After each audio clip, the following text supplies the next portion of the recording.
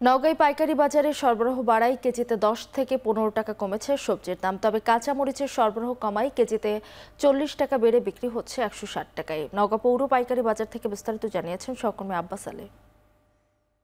বেশ কিছুদিন থেকে সবজির দাম ওঠানামা করছে, তবে গত এক সপ্তাহের ব্যবধানে এই পাইকারিতে সবজির সরবরাহ বাড়ায় সব ধরনের সবজির দাম কমেছে কেজিতে 10 থেকে 15 টাকা পর্যন্ত। তবে কাঁচা মরিচের দাম কিছুটা বেড়েছে, অর্থাৎ 40 টাকা বেড়ে এখন কাঁচা মরিচের বিক্রি হচ্ছে 150 থেকে 160 টাকা পর্যন্ত।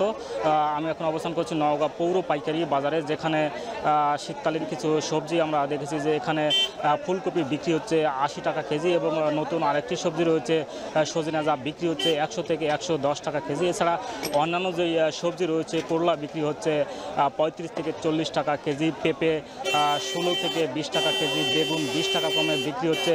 এই ছিল পাইকারি বাজার থেকে আমার কাছে সবশেষ।